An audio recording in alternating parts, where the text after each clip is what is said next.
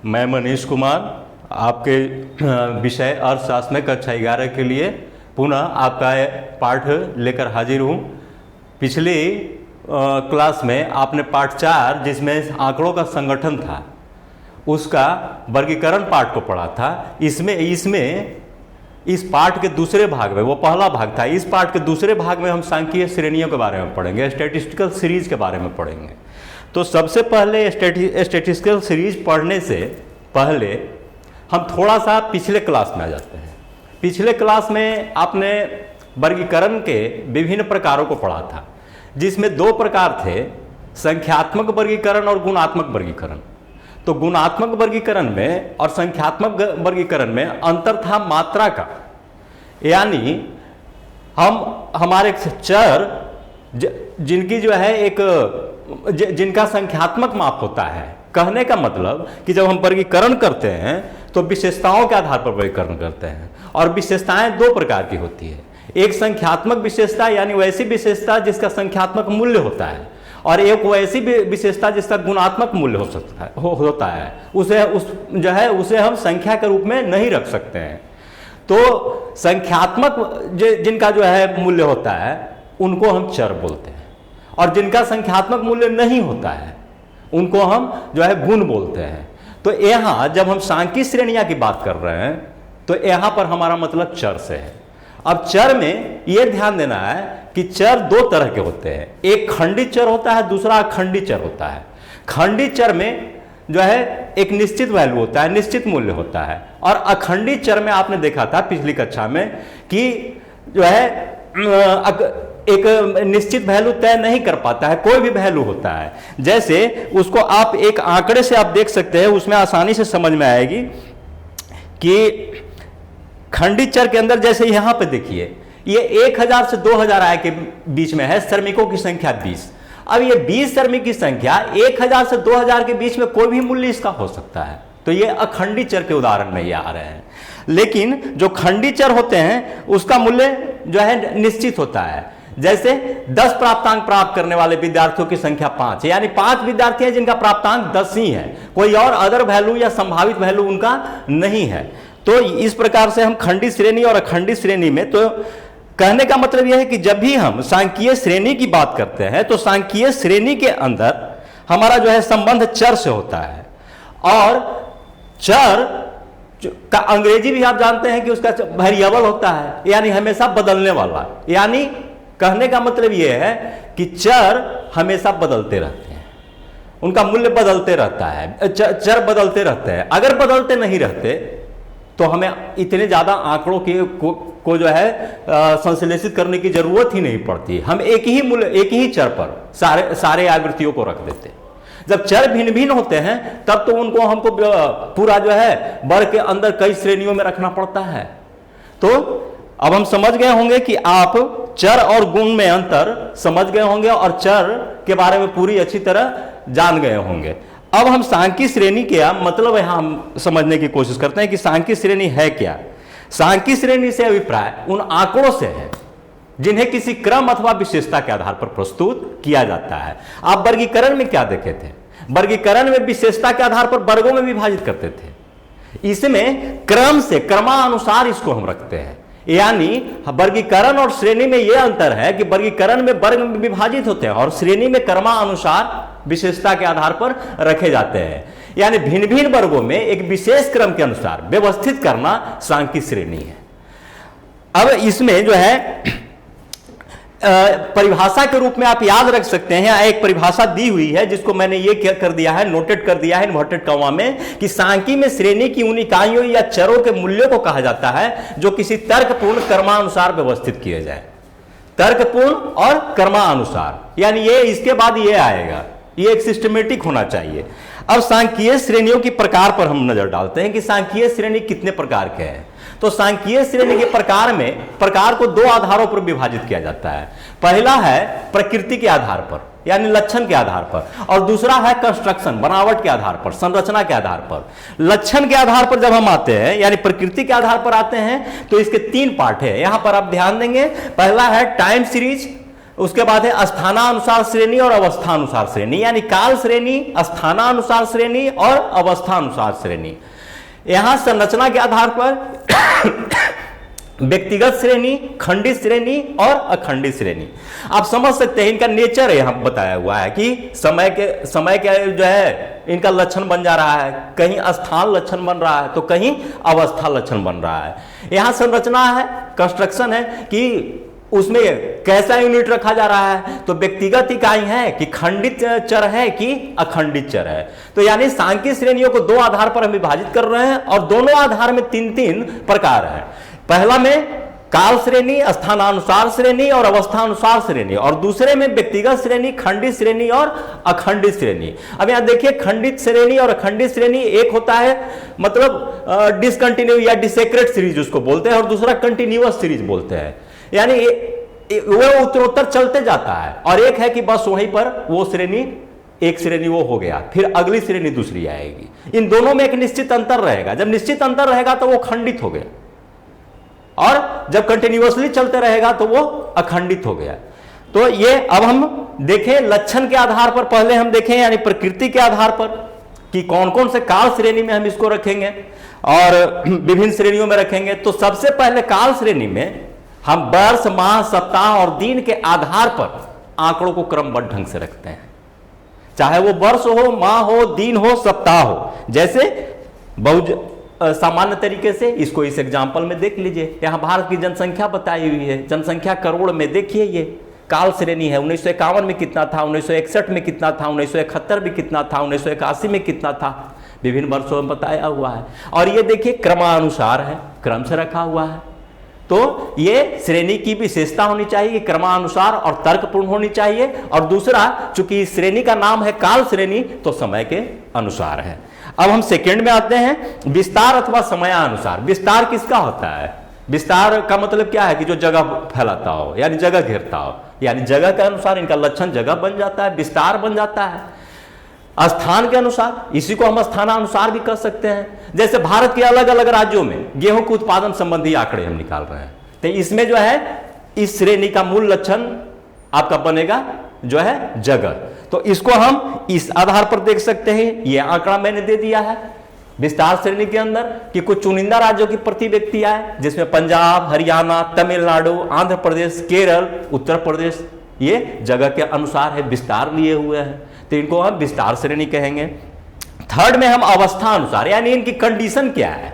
तो कंडीशन का मतलब क्या होता है कि जिस जो है जो चर है उसका उस समय की विशेषता क्या है, यानी उसकी हालात क्या है, क्या किस हाल में वो है। तो हाल है कि ऊंचाई लेना चाह रहे हैं, वजन जानना चाह रहे हैं, आय जानना चाह रहे हैं, यही सब में कंडीशन बताएगा। आपके बारे में कोई कंडीशन पूछे तो आपके शरीर का आकार क्या है, आपका वजन क्या है, आपका आय क्या है, या कंट्री का आय वितरण क्या है, ये सब उनका जो है अवस्था बनेगा, कंडीशन बनेगा। तो इस अनुसार जो हम आंकड़े तैयार करते हैं उसको अवस्था अनुसार श्रेणी या कंडीशन सीरीज बोलते हैं। ध्यान दीजिएगा, इसे हम नीचे के उदाहरण में देख सकते हैं जिसमें श्रमिकों के आय वितरण का आंकड़ा है। ये देखिए, ये अवस्था श्रेणी है। 0 से 999 रुपए के बीच में 30 श्रमिकों की संख्या है। 1000 से 1999 के रुपए के बीच में श्रमिकों की संख्या कितनी आ रही है, तो 20 आ रही है। ये इनकी अवस्था बतला रहा है कि 20 श्रेणियों की अवस्था है कि 1000 से 1999 रुपए का आय उनका है। तो इसको हम कंडीशनल श्रेणी कहेंगे। अब हम दूसरा भेद संरचना के आधार पर आते हैं। दूसरी स्थिति जो जिस आधार पर हम श्रेणी का विभाजन किए थे, पहला आधार क्या था, लक्षण। अब दूसरा आधार है उनका कंस्ट्रक्शन, यानी बनावट के आधार पर, संरचना के आधार पर। इसमें भी 3 प्रकार होते हैं। पहला है व्यक्तिगत श्रेणी। इसमें हम व्यक्तिगत इकाई का माप अलग अलग करते हैं। देखिए यहां पर इसको इंडिविजुअल सीरीज हमने दे दिया है, यानी व्यक्तिगत इकाई का अलग अलग माप प्रकट किया जाता है। प्रत्येक एक जो है इंडिविजुअल होगा और उसका अलग अलग, और उसको हम श्रेणीबद्ध करेंगे, आंकड़ों के रूप में क्रमानुसार लिखेंगे। जैसे यहां 10 विद्यार्थियों का प्राप्तांक व्यक्तिगत रूप से प्रकट किए गए हैं, 10 विद्यार्थी का अलग अलग। तो अलग अलग है तो हर विद्यार्थी के लिए वो व्यक्तिगत इंडिविजुअल ही होगा ना।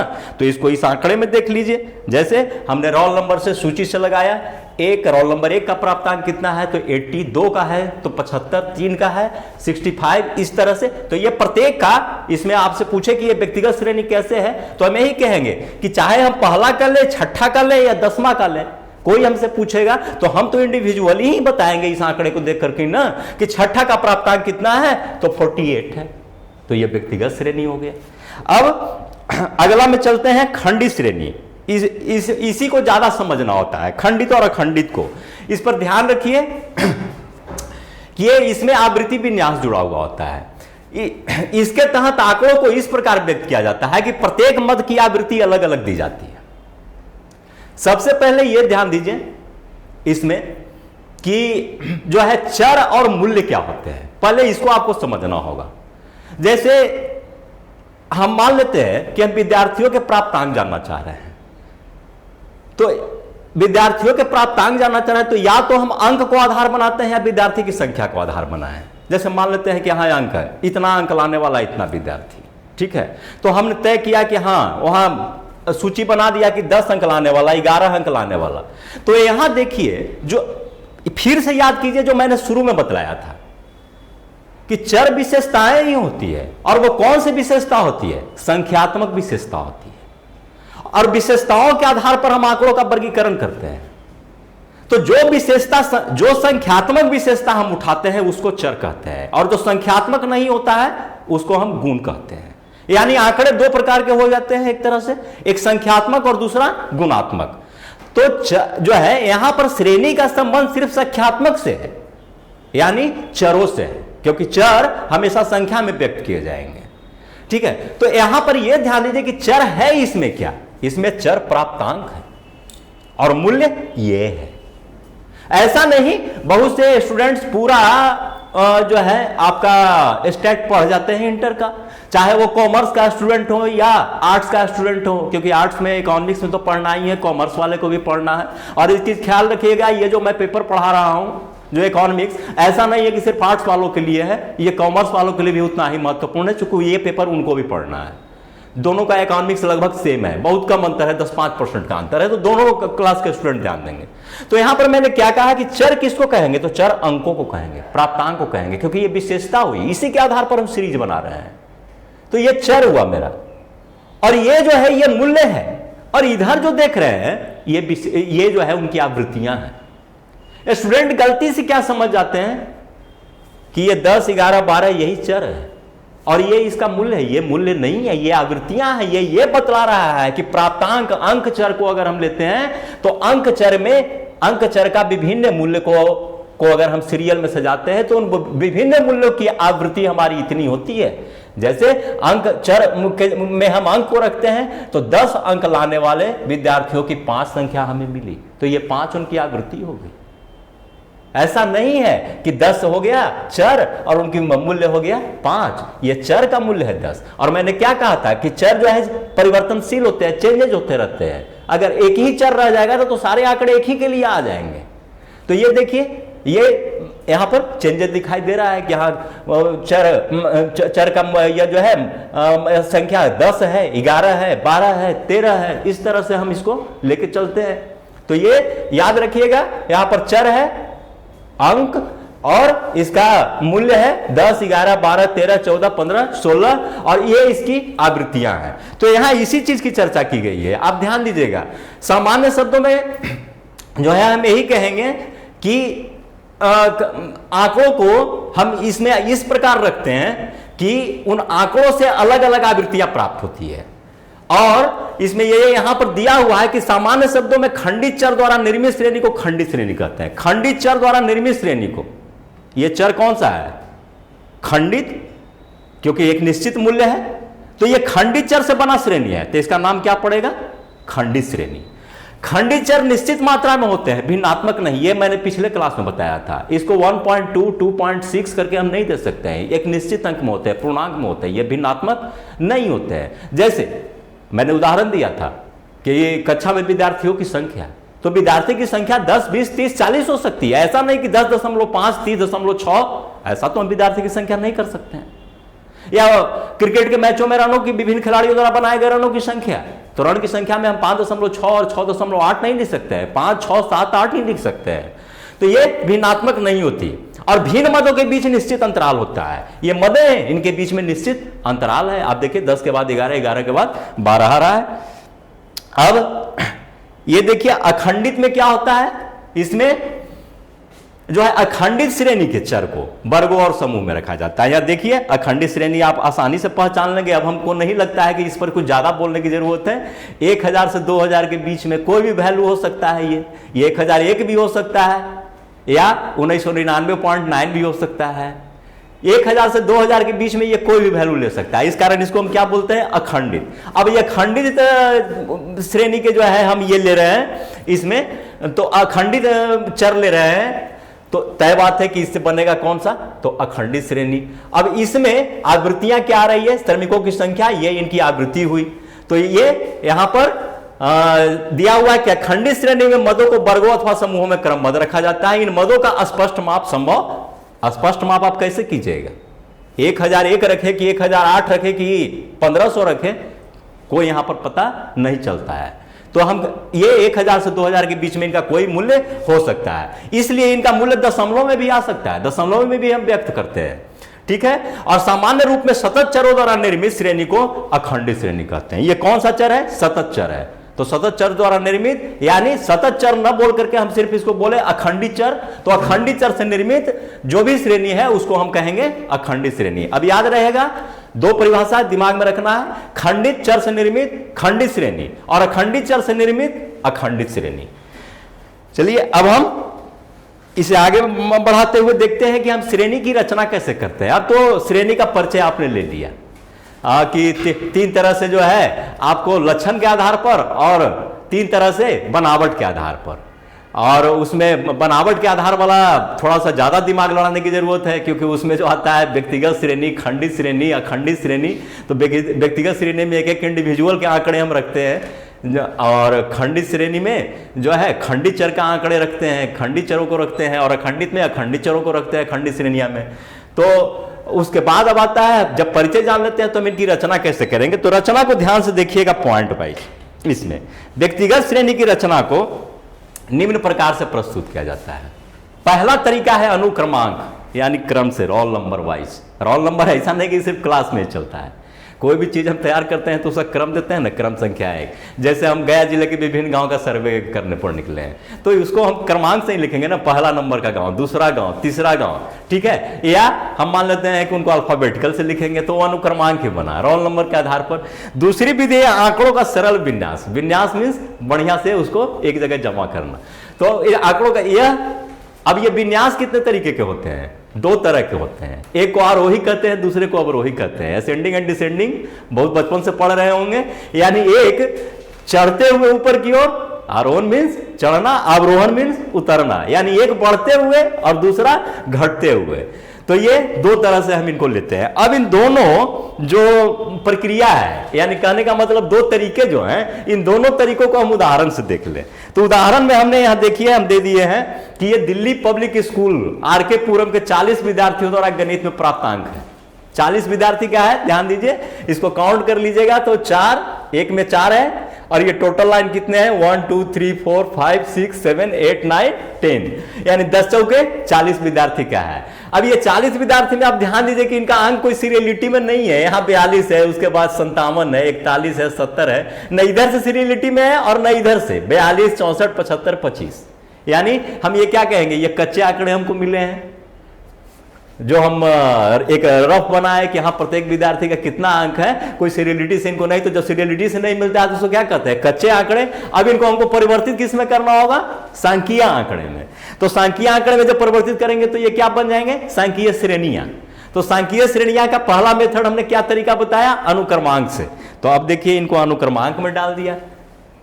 अनुक्रमांक 1, अनुक्रमांक 2, अनुक्रमांक 3, अनुक्रमांक 4। देखिए प्रत्येक वर्ग में सीरियलिटी से यहां से 1 से 10 तक है, फिर 11 से 20 तक है, फिर 21 से 30 तक है, और फिर 10 जो है 31 से 40 तक है। अब गलती से आप यहां नंबर मत देख लीजिएगा, नंबर देखने पर आपके सीरियलिटी जैसे तैसे होगा। कोई एक ही सीरियलिटी ना आप ले सकते हैं, या तो नंबर के आधार पर विद्यार्थियों की संख्या रखें, यानी ये आप कर सकते हैं कि जो सबसे लोएस्ट नंबर इसमें है उसको चूज कर सकते हैं। मान लेते हैं कि हम यहां देखें कि इसमें हम ध्यान दें कि सबसे लोएस्ट नंबर कौन सा है, तो 10 यहां पर आ रहा है, तो 10 आ रहा है तो हम या तो 10 से शुरू करके सबसे हाईएस्ट नंबर की ओर जाएंगे या सबसे हाईएस्ट से शुरू करके हम सबसे लोएस्ट की ओर आएंगे। ये दो तरीका बन सकता है। तो सबसे हाईएस्ट है 95 शायद, आप देख लीजिएगा ध्यान से। तो 10, 11, 12, 13, 14 इस तरह से हम सीरियलिटी में इसको हम नंबर देके, या फिर तो हमको क्या करना पड़ेगा, यदि हम नंबर के आधार पर लिखते हैं तो हमको यहां 10 देंगे और 10 देंगे तो इधर हमको रखना पड़ेगा विद्यार्थियों की संख्या, इधर अंक, इधर विद्यार्थियों की संख्या, तो उसमें उनकी आवृत्तियां आएगी। तो ये आपका एक अनुक्रमांक उस तरह से बन रहा है। लेकिन ये अनुक्रमांक जो है ये विद्यार्थियों के रोल नंबर के अनुसार है और उनका प्राप्तांक है। तो यहां पर मैं सावधानी आपको सावधान करने की कोशिश इस बात से कर रहा हूं कि आप गलती से सीरियलिटी में अंक को मत लिख लीजिएगा। सीरियलिटी तो यहां बच्चों की संख्या है, उनका रोल नंबर है, ये सीरियल में है आपका।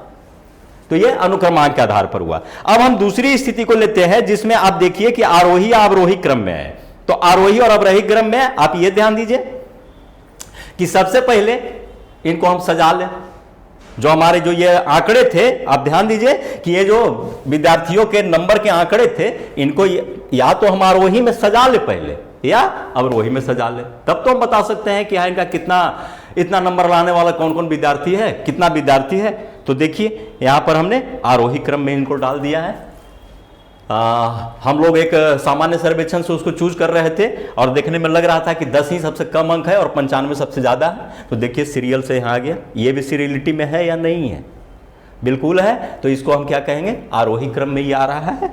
अब इसी को हम फिर अवरोही में भी सजा सकते हैं। तो अवरोही में क्या करेंगे, ठीक इसका उल्टा, यानी हाईएस्ट नंबर को हम सबसे पहले रखेंगे और लोएस्ट को सबसे बाद में। चलिए अब हम देखते हैं कि खंडी श्रेणी में जो है, अब इसको हम कैसे निर्माण करेंगे। तो खंडी श्रेणी की निर्माण विधि में आवृत्ति का प्रयोग होता है।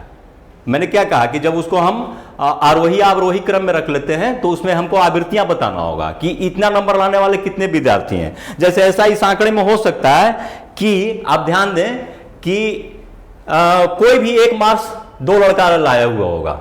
मान लेते हैं जैसे देखिए यहां पर 25 है, 25 2 लड़का लाए हुए हैं।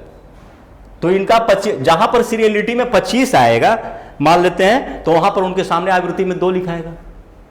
तो उसको तो हम एक ही कॉलम ना 25 का देंगे, ये तो टोटल विद्यार्थियों का हमने दे दिया है। जब हम श्रेणी में लिखेंगे तो 25 का जब हम अंक, जो हमारा विशेषता चर हम अंक को अगर मान लेंगे तो अंक के आधार पर, तो अंक के कॉलम में हम 25 डालेंगे और उसके सामने आवृत्ति में हम देंगे 2। तो ये इसी चीज को इसमें बतलाता है कि निर्माण विधि में आवृत्ति का प्रयोग होता है। और आवृत्ति को हम क्या कहते हैं, फ्रीक्वेंसी भी अंग्रेजी में बोलते हैं, 9 से ही आप पढ़ रहे होंगे। तो इससे अभिप्राय किसी मद या मूल्य विशेष की पुनरावृत्ति अथवा बारंबारता से है। यानी जो चीजें मैंने पहले कहा है वही यहां भी आ रहा है। कितने बार पुनरावृत्ति होती है, 25 अंक लाने वाले कौन कौन से छात्र आते हैं, 25 अंक लाने वाले एल छात्र है, एम छात्र है, तो 2 छात्रों की पुनरावृत्ति हुई। जैसे किसी कक्षा में 5 विद्यार्थी हर शास्त्र में 45 अंक प्राप्त करते हैं, तो आप क्या कीजिएगा, इसको 45 को 5 बार अब लिखने की जरूरत नहीं है। हम क्या करेंगे, 45 लिख देंगे और उसके सामने 5 लिख देंगे। यानी एक कॉलम चर का बनाएंगे और दूसरा कॉलम आवृत्ति का बनाएंगे।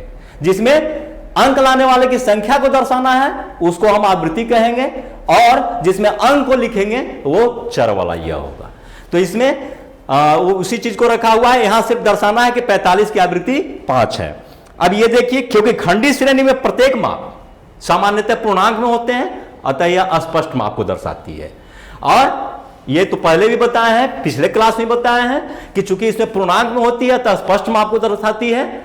इस प्रकार हम इसको ये एग्जाम्पल से देख सकते हैं। अब यहां देखिए 50 विद्यार्थियों द्वारा प्राप्त अंक, फिर हम उसको लिए हैं 25, 24, 20, 21, 24, इस तरह से ये है। अब ये 50 विद्यार्थियों द्वारा प्राप्त अंक को खंडी श्रेणी में देखिए किस प्रकार प्रस्तुत किया गया है। मूल यहां समझना है आपको। 50 विद्यार्थियों द्वारा प्राप्त संबंधित उपरोक्त आंकड़ों को खंडी श्रेणी में, इसमें अब देखिए अंकों को सिमट करके हम यहां ले आए हैं। ये ध्यान दीजिए, इन आंकड़ों को देखिए, वो पिछले आंकड़े को आप मत देखिएगा, पिछला आंकड़ा और ये आंकड़ा डिफर है। ऐसा नहीं कि जो पीछे पढ़ाया और वही अब वही वाला, उन आंकड़ों को ध्यान दीजिए। उन आंकड़ों में आप देखिएगा लोएस्ट पॉइंट 10 है और हाईएस्ट पॉइंट 95 है। लेकिन यहां देखिए हमको देखने में नहीं लग रहा है कि 30 से बड़ा भी कोई अंक है। तो जब 30 से बड़ा कोई अंक नहीं है और 2 से नीचे तो कहीं मिलता नहीं, यानी 20 से छोटा कोई नहीं है, तो ये इसका ये इंटरवल बहुत छोटा है, उसका इंटरवल बहुत बड़ा था, यानी वो आंकड़ा और ये आंकड़ा अलग अलग है। तो इस आंकड़े के आधार पर हम देखें कि खंडित श्रेणी में कैसे बनाते हैं। ये देखिए अंक हो गया, यहां पर चर हमारा, और उसको हम चरों को का मूल्य दे दिए श्रृंखला वाइज। श्रृंखला वाइज मीन्स सीरियलिटी से 20, 21, 22, 23, 24, 25, 26, 27, 28, 29, 30 किस चीज में है ये? इसको आप किस चीज में कर सकते हैं? आरोही क्रम में है। 20 से आगे बढ़ते हुए प्रत्येक स्टेप बाय स्टेप ये 30 तक आया है।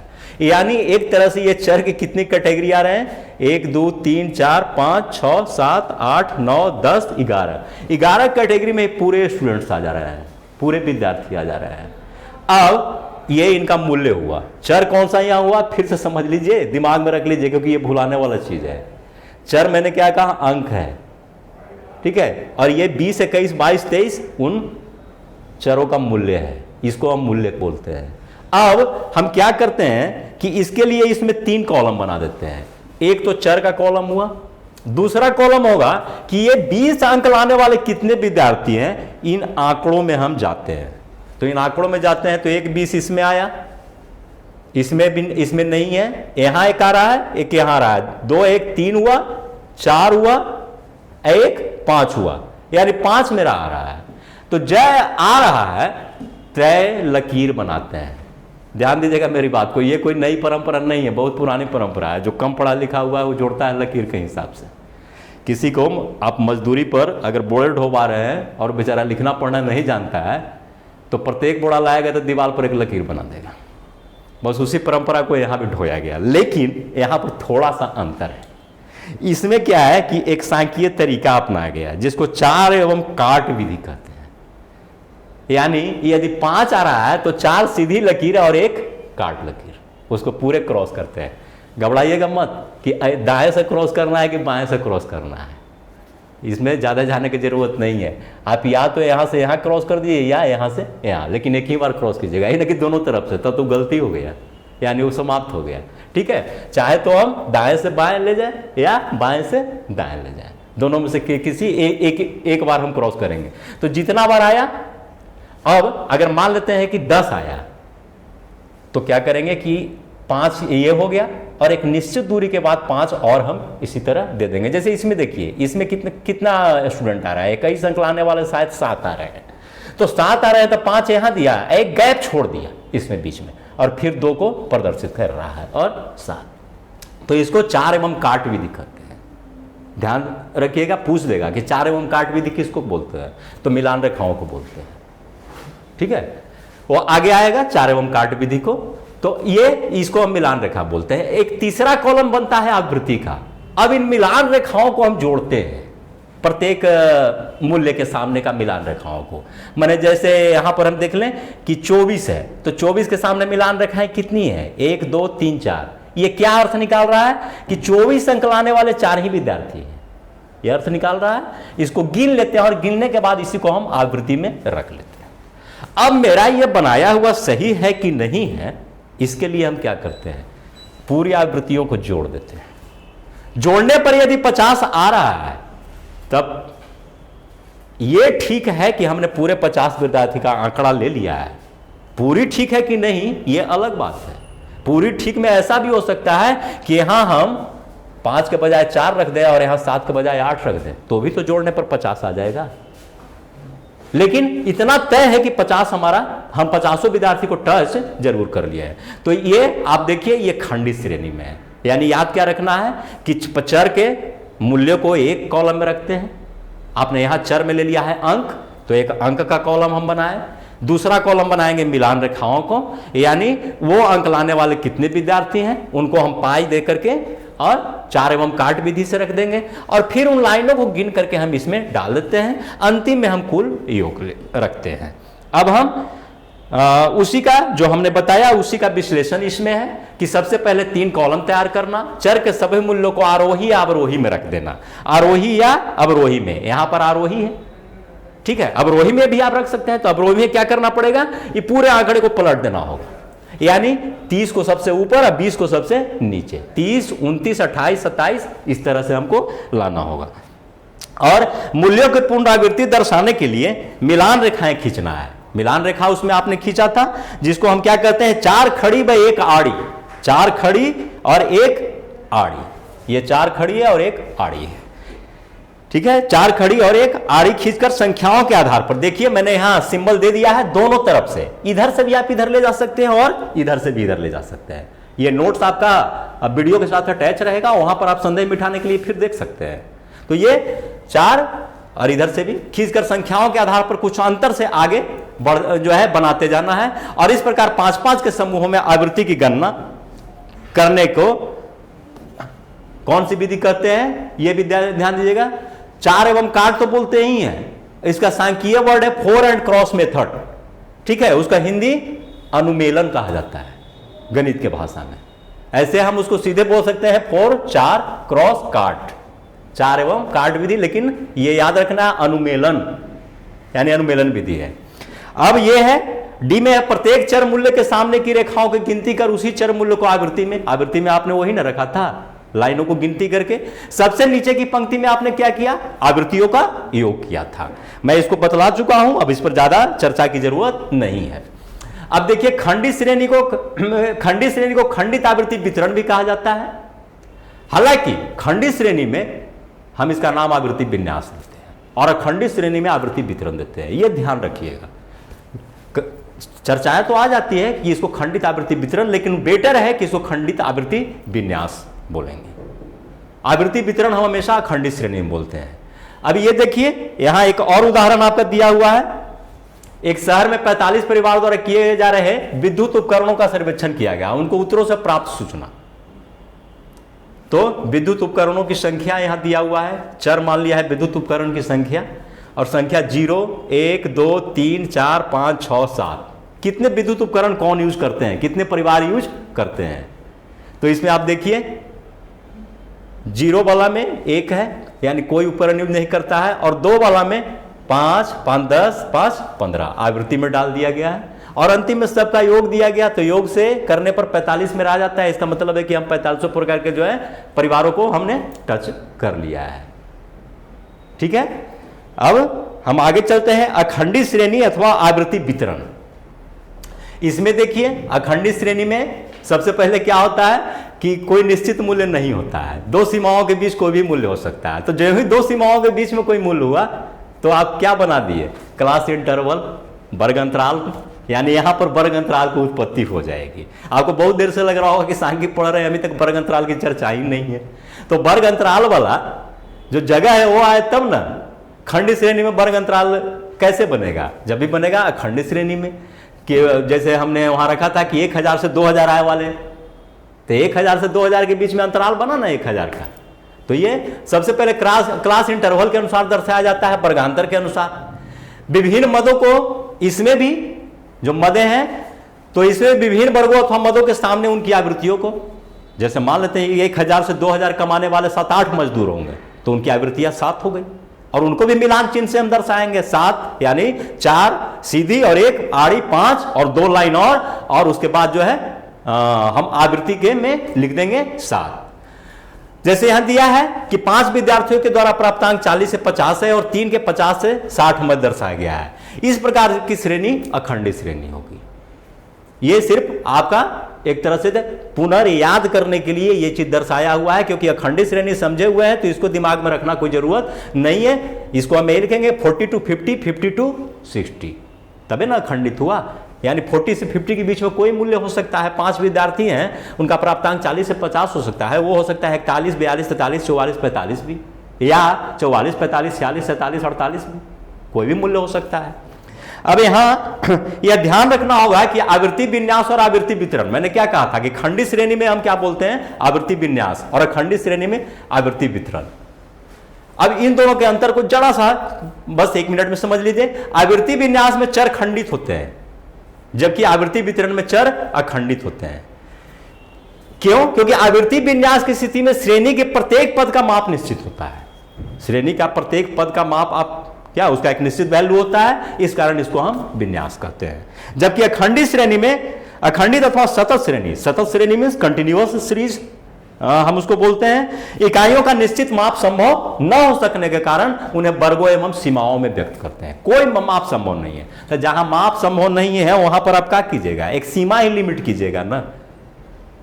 जैसे मान लेते हैं कि आपको कोई आप कहते हैं कि हम सुबह टहलने जाते हैं, कितना टहलने जाते हैं ये नहीं बोलते हैं, कितना टहलने जाते हैं, तब तो वो खंडित हो जाएगा कि हम 2 किलोमीटर टहलने जाते हैं। लेकिन सिर्फ टहलने जाते हैं तो सामने वाला ये अनुमान लगाया होगा कि टहलते होंगे 1 से 2 किलोमीटर। अब उसमें 1.25 किलोमीटर भी हो सकता है, 1.5 किलोमीटर, यानी एक सीमा में तो बांधे ना। तो जब सीमा में बांध देते हैं तो उसको हम बोलते हैं जो है आवृत्ति वितरण, यानी खंडित में आवृत्ति विन्यास और अखंडित में आवृत्ति वितरण। एकदम याद रखिएगा, ये कहीं भी कॉम्पिटिटिव से लेकर के हर तरह के आपके कोर्स एग्जाम सब में आ सकते हैं। ये माइनर चीजें हैं जो स्टूडेंट भूलते हैं और यही सब चीज परीक्षा में पूछे जाते हैं। अब यहां पर देखिएगा, इस प्रकार अखंडित श्रेणी के निर्माण से पूर्व कुछ शब्दावलियां आएंगी। सबसे पहले तो एक आ गया आपको, एक कौन आ गया, वर्ग अंतराल। तो वर्ग अंतराल 2 शब्दों से बना है, वर्ग और अंतराल से, यानी वर्ग अंतराल जो ही आया इसका मतलब पहले वर्ग को समझना होगा। तो पहले वर्ग को समझ लीजिए, जिसको हम कहते हैं क्लास, जिसमें आप पढ़े हैं उसको भी क्लास बोलते हैं ना। तो ये क्या है, निश्चित सीमाओं का विस्तार जिसमें मध्य सम्मिलित होती है वर्ग कहा जाता है। निश्चित सीमाओं का विस्तार जिसमें मध्य सम्मिलित होती है, जैसे 0 से 10, 10 से 20, 20 से 30, इसी में मध्य सम्मिलित होगी ना। एक निश्चित सीमा है, कहां से कहां तक, 0 से 10, अगला 10 से 20, फिर 20 से 30। अब वर्ग सीमाएं किसको कहते हैं, प्रत्येक वर्ग की 2 सीमाएं हैं। आप यहां देखिए 0 to 10 2 सीमा है कि नहीं, एक निचली सीमा, एक ऊपरली सीमा। तो निचली सीमा और ऊपरी सीमा होती है, और निचली सीमा न्यूनतम मूल्य होता है और ऊपरली सीमा अधिकतम मूल्य होता है। तो इस तरह से जो सीमा बनते हैं वो वर्ग सीमाएं होती है। वर्गांतर, वर्ग की ऊपरी सीमा और निचली सीमा के बीच के अंतर को हम वर्गांतर कहेंगे। इसका सूत्र है L2 - L1। L2 हम कहते हैं ऊपरी सीमा को और L1 कहते हैं निचली सीमा को। जैसे हमारा क्लास इंटरवल था 40 से 50, तो 40 से 50 था, तो गलती से वर्गांतर में आप यह जो है निचली सीमा को शुरू में मत रख लीजिए, L1 - L2 लिख दीजिएगा, तो 40 घटाओ 50 हो जाएगा ना, जो क्या है एक तरह से गणितीय नियम का यानी सामान्य समझ के विपरीत चला जाता है। तो हम बड़े में से छोटे को घटाएंगे ना, तो हम क्या करते हैं, L2 - L1 सूत्र देते हैं इसका। ठीक है, वर्गांतर बराबर याद रखिएगा। तो L2 - L1 करेंगे तो 50 - 40 हो जाएगा 10।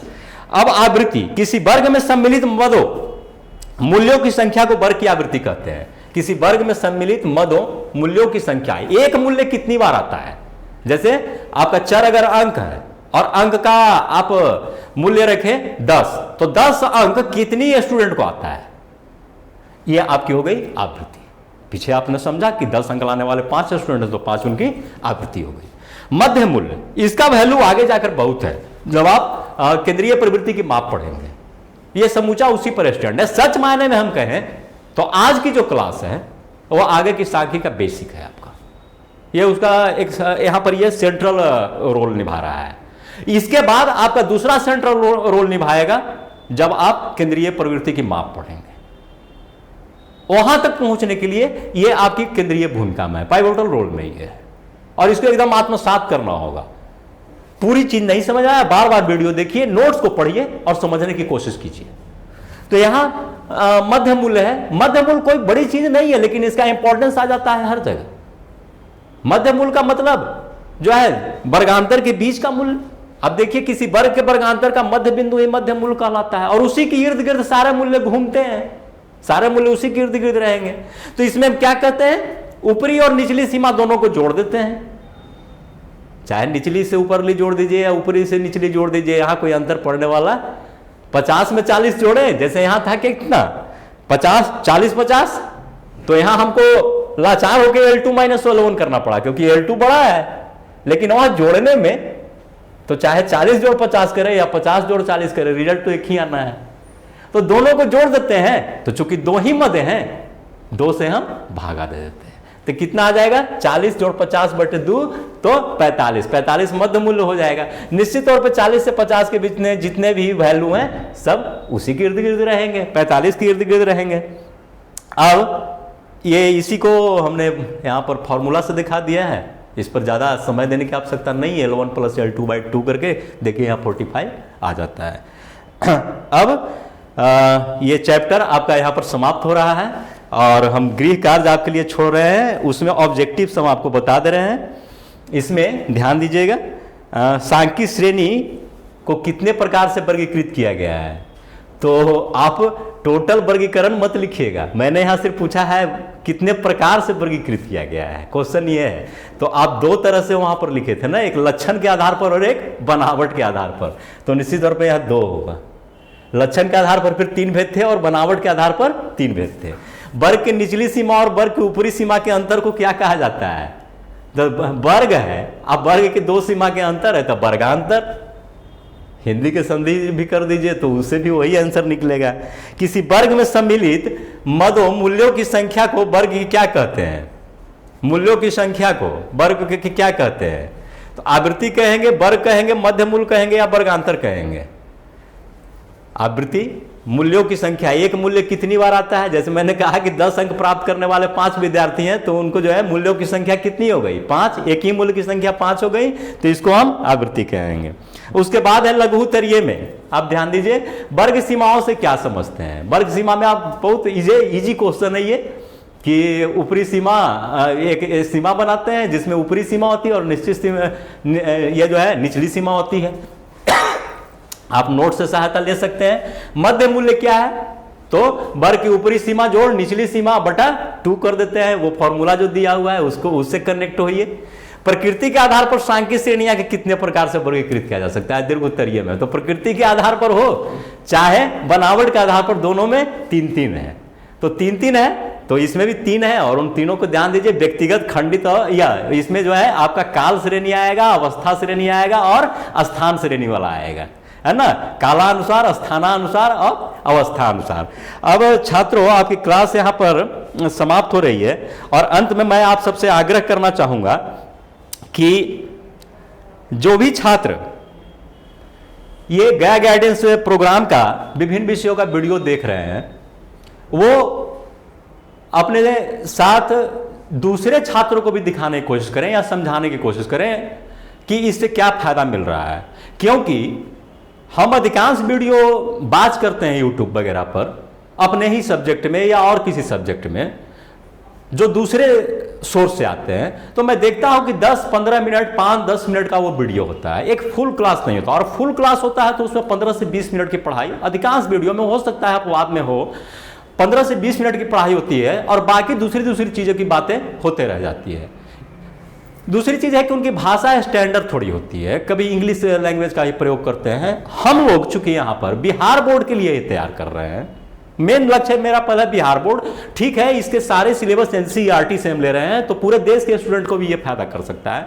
और हमारे हिंदी भाषी स्टूडेंट एक तो कि कमजोर बैकग्राउंड से आते हैं, अतः उनके लिए ज्यादा फायदामंद है। इसमें छात्रों आपकी भी भूमिका है, आप एक दूसरे को बताएं और ऐसा करें कि आप खुद एक व्हाट्सएप ग्रुप बनाएं विद्यार्थियों को एक साथ जोड़ करके, और उसका एक आदमी कहीं ना कहीं वो टीचर या गया गाइडेंस यूनिट से कनेक्ट हो, ताकि आप सबों को दिखा सकें। दूसरी चीज यहां पर ध्यान देना है स्कूल को, विद्यालयों को, जहां भी इसमें शिक्षकों और विद्यालय प्रधानों की भूमिका अहम है। अभी इंटर का एडमिशन हो रहा है, इंटर के एडमिशन में आप चाहे तो इजीली व्हाट्सएप नंबर सब स्टूडेंट्स को ले सकते हैं। आप एक थोड़ा सा ऐसे ही मौखिक कंपलसरी बोल दें कि जो भी स्टूडेंट एडमिशन ले रहे हैं आप अपना व्हाट्सएप नंबर दे दीजिए।